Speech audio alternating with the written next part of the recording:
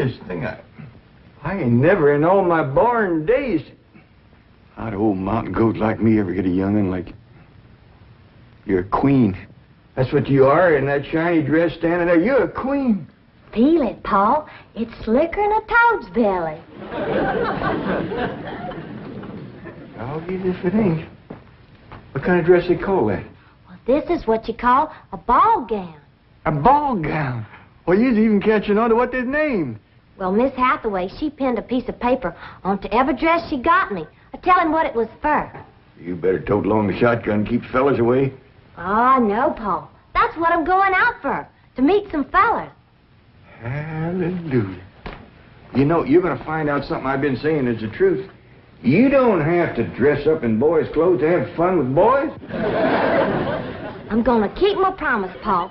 I ain't going to wear nothing but dresses for 3 whole days. And I'm going to keep my promise, too. If you don't have just as much fun as you did climbing trees and wrestling, you can go back to wearing your pants and shirt. Goodbye, Paul.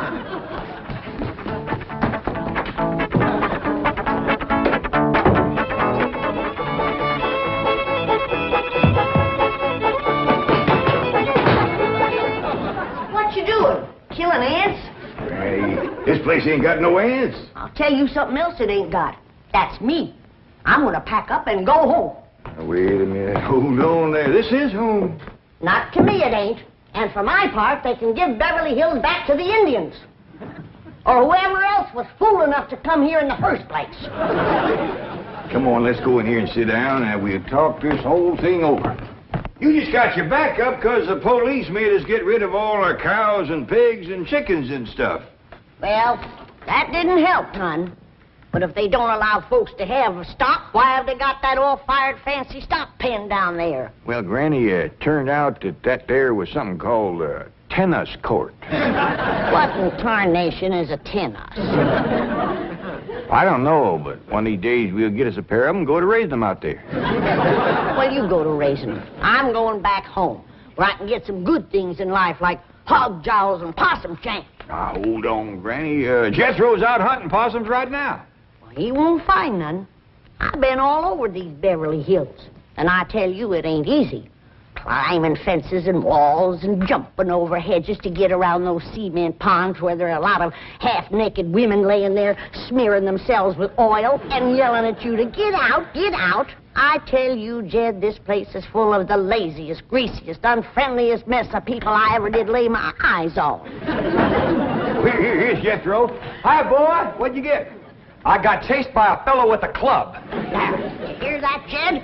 It says Beverly Hillbillies picking on a little boy like Jethro. Come on, Jethro, load up the truck and let's head for home. Hold on. I think I know what's ailing you two. You're just plain old homesick. Well, I'm sick of this home, I can tell you that. Yeah, now, I got a surprise I've been kind of saving. I reckon now's good times any to let the cat out of the bag.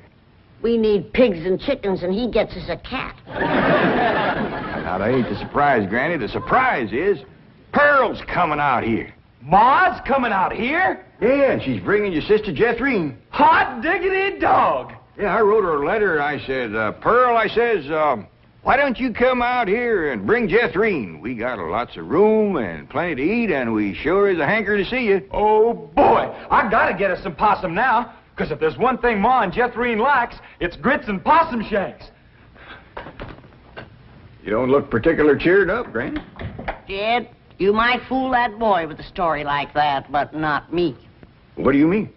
Since when can you write letters? Well, now, hold on, Granny. Now, wait a minute. Wait a minute. Granny, I didn't write that letter by hand. Held the pencil twixt your toes, did you? No, I wrote it by a new way. The banker's secretary showed me. It's called dictation. What's dictation? Oh, it's wonderful, Granny. You just talk and she writes it down. She sure must write fast. Yeah, with a bad hand, too. She got a bad hand? This one, she calls it her shorthand. I don't care how many letters you dictate, Jed. Pearl ain't a-coming out here. Leastwise, not right now. Well, sure she is, Granny. She's looking to find a husband for Jethrine. I'll tell you who Pearl is a-looking to get a husband for her. Pearl. And I think she's got her cap set for that oil man that bought your swamp. Mr. Brewster? Why, he lives clean over to Tulsa. Yeah, but pumping oil brings him over to your place. And I'll bet you pigs to polecats that when he shows up, Pearl ain't fur behind.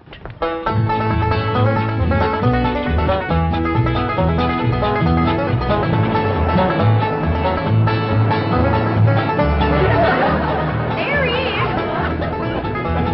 Hold on, Jeffrey.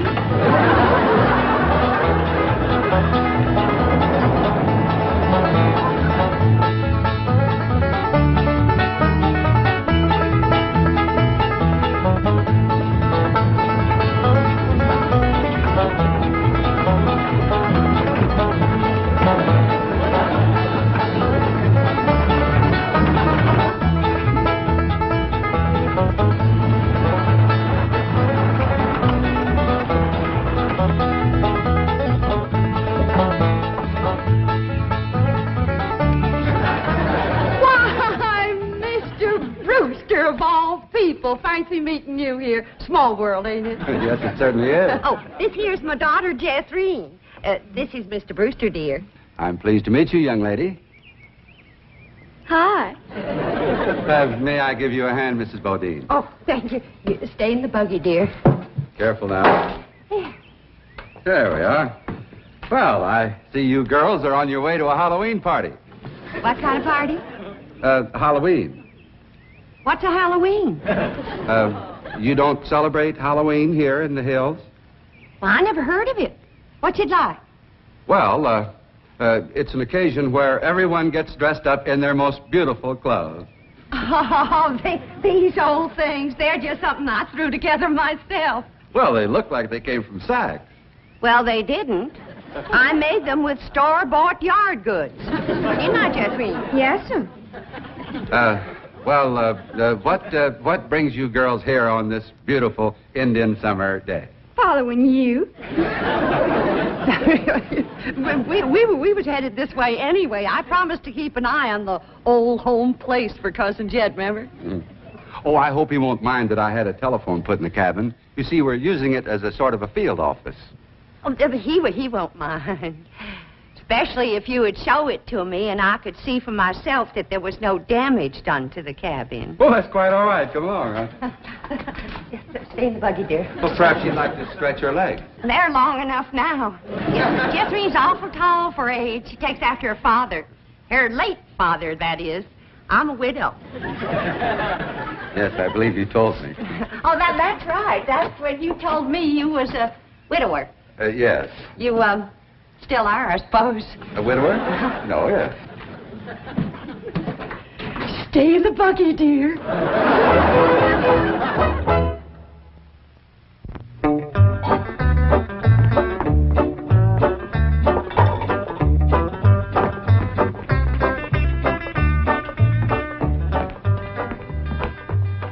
I'm going back where I should have stayed in the first place. Now, Granny, before you do something you're liable to be sorry for, you better take another look around. See all the nice things we got here that you wouldn't have back home. Like what? Like this great big cooking room, for one thing. Why, you could take our whole cabin and put it right in this one room. Well, if you did that, I might stay. What about them big ice boxes? Ain't got nothing like them back home. Didn't need 'em. Got nippy in the fall like the good Lord intended it to. This crazy California stays warm all year round. That's awful good for growing things. Look at that fruit there. Did you ever in your whole born days ever see anything as pretty as that fruit? Don't spoil neither. Don't taste neither. Oh, now. Jethro ate a whole bunch of them grapes. 2 apples, a pear, and a whole handful of strawberries. And he said there wasn't one bit of juice in the whole kit and caboodle of them. He said it was dry as wax.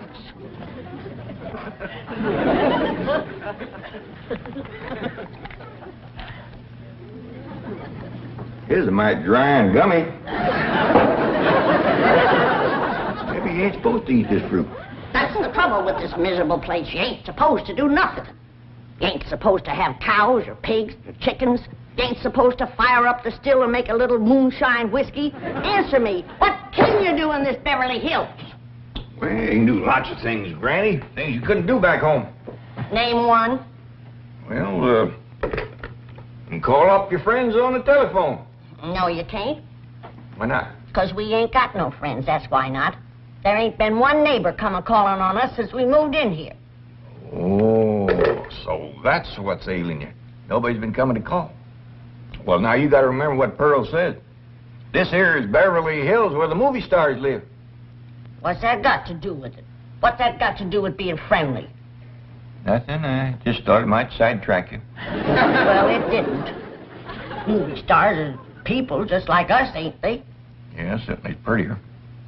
Wouldn't it be worth waiting for if one of these days they come a knock on the door and we go to answer it, and we open up the door and standing there would be Mary Pickford. Mary Pickford?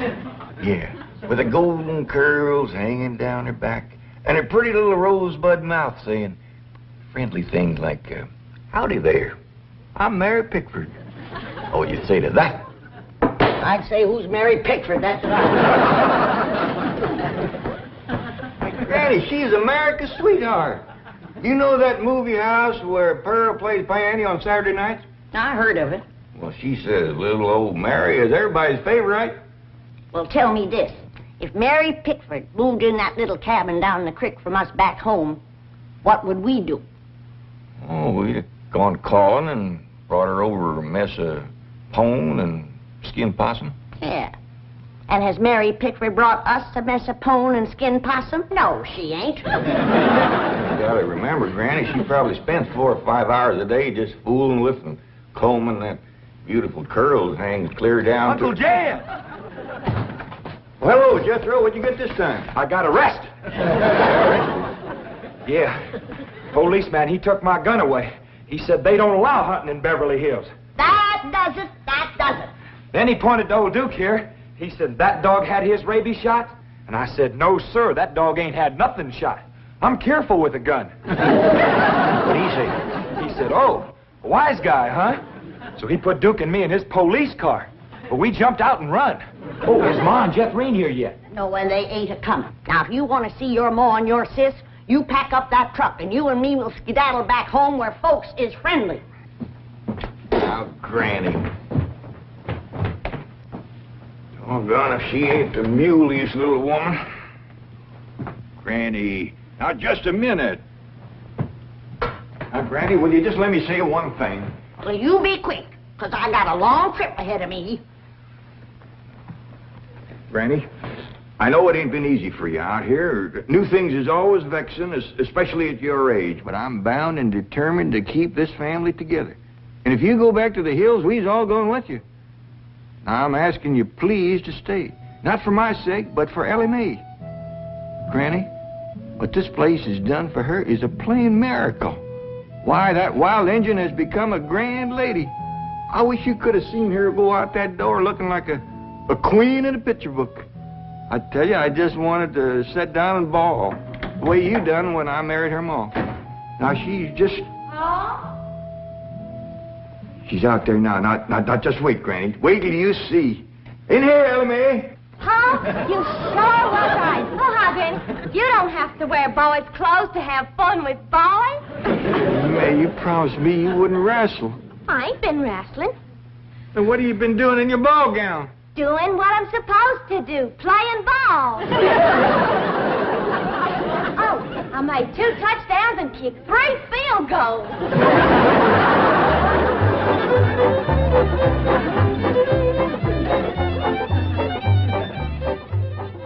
Well, your cousin certainly seems anxious for you to come to Beverly Hills, Mrs. Bodine. Will you? Mrs. Bodine? Yeah. Will you? Yeah. Will I what? Go to Beverly Hills to visit your cousin, Mr. Cramford. Oh, well, not right now. I'm awful busy. You see, I do fancy sewing and hat making and give beauty courses and personality building and music lessons. Then on Saturday, I play the piano over the movie show to Oxford. And then, of course, there are my young ones, Jethro and Jethrine. Of course, they're no trouble. Jethro's in California, and Jethrine, she's fixing to get married. Well, congratulations. When's the wedding? Soon as she finds a fella. Well, you certainly are a busy woman, Mrs. Bodine. Yeah. As Cousin Jed used to say, Pearlie J., the fella that gets you sure don't have to worry about supporting you. This is the phone I was telling you about. It's called a field telephone. Now, with this, I can communicate directly with the men working at the drilling site.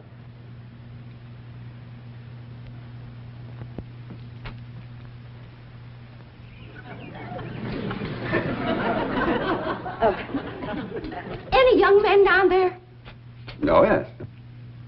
Any unmarried young men? I'm sure there are.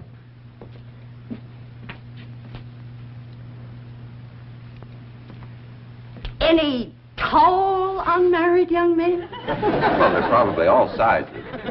Yeah. Suppose it gets pretty lonesome working down there. Well, it's very likely. This is rather an isolated area. Any specially tall, specially lonesome, unmarried young ones? I don't think I can call any by name, no. Uh-huh.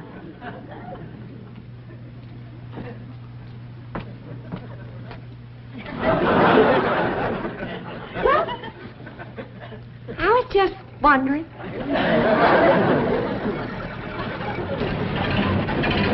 Excuse me, ma'am. Could you tell me where the oil drillers are working today? Well, now. What have we here? Rebecca of Sunnybrook Farm, and pretty, too. You know what, honey? I got something here just for you.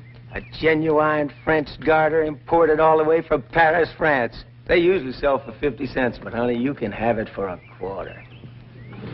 Listen, honey, I'm going to be around a couple of days. You busy Saturday night? Well, you are now. And there's a dance over in Hooterville. Ooh-wee! I bet you're an armful of mama. I mean it, honey. I like big girls. You just do things to me. You carry me away. All right. Hey, what's going on here?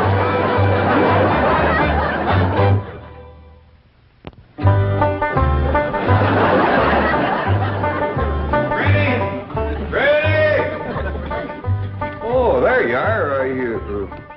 What are you doing? I'm figuring. And I figure best when I'm fishing. Ain't no fish in there. I ain't fishing for fish. I'm fishing for figuring. Yeah, what kind of figuring you fishing for? I'm fishing to figure how I can get home. Now, Granny, I've been doing some figuring, too. And you know, I think I got it figured out how come the neighbors ain't come to visit us. I'm listening. Well, I got it figured. Out here in Beverly Hills, instead of them coming to see us, we go to see them. How come? Oh, I don't know how come. That's just the way I got it figured. Mighty convenient figuring. Granny, it wouldn't do no harm and to give it a try. A lot of things is different out here. Well, I'll fish on it for a spell. Take possum. Feed like a whale. Who said there ain't fish in here? Well, that's the prettiest I ever seen. Ah, I gotcha, you rascal. I'm gonna throw you right in the frying pan. This thing ain't nothing but skin. That's your Beverly Hills for you. All flashy and show on the outside and nothing on the inside where it counts. Fish and people is two different things. We're going to calling on our neighbors, and then we'll do our judging.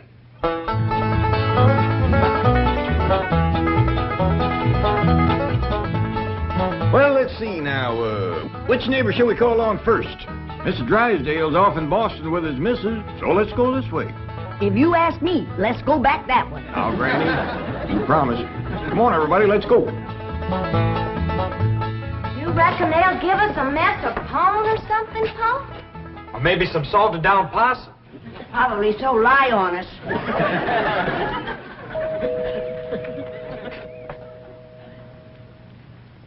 I'm not expecting anyone, Agnes. Oh, it's probably just some children playing trick-or-treat, ma'am. Howdy, ma'am. We's the Clampets. You got something for us? Yes, sir. Aren't you rather big for this? Yes, ma'am, we are. In fact, I don't see how anybody gets through that little door. Just a minute. Come in. and shut a spell, as you folks say up in the hills. Well, thank you. We got a lot of calls to make. But, this here is Granny. Howdy. Hello? I'm my daughter, Ellie. Oh. My nephew, Jethro. Jethro. And I'm Jed. Hello, Jed.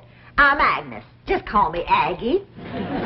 Mighty nice place you got here, Aggie. Oh, shucks, 'tain't nothing but a heap of bricks, but we call it home. Well, sure is nice to meet up with you. Oh, well, now, wait just a minute. I got something for you. Wait a second. Here you go, Granny, and Ellie, that's you, and Jethro, you and Jed. There. Yeah, thank you. That's mighty neighborly of you. And you must come and see us sometime. Yeah, we'll go hunting together. Hey, Aggie, you like to play football? Love it. Well, there's a whole bunch of fellas that plays in the pasture down the way a piece. And they'd like it just fine if I could bring some more girls along. I don't think... Please, can we go out now? Not yet, children. Not till it gets dark.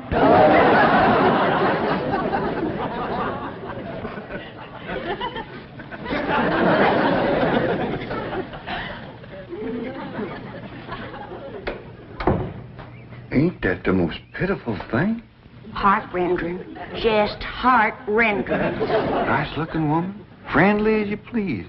But them young'uns is the homeliest I ever see. Wonder she didn't want to come a-calling on us. Yeah. Reckon I'd stay home, too, if my kids looked like that. Jed, I ain't never going to say a bad word about nobody. I know what you mean. Diggies, every house we went to, they was nice to us, wasn't they? Sure was, Jed. Hey, listen, everybody. I got an idea. Let's call up Cousin Pearl and tell her to come on out here. Uncle Jed, you can't call Ma on the telephone. Well, Mr. Drysdale said we could call anybody we had a mind to. Well, Ma, she ain't got no telephone at home. Don't matter. She ain't never home nohow. The way I look at it, you can't never tell what you can do until you try. Don't forget to spin the wheel.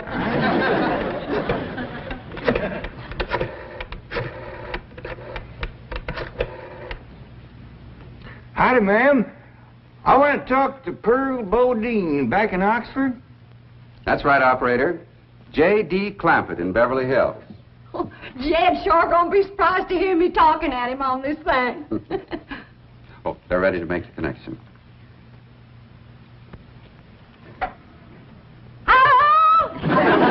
Jed! Is that you, Jed? You betcha it is. Hello, Pearl, you old rascal. What you doing down there? Hi, there ain't Pearl. This here's Ellie.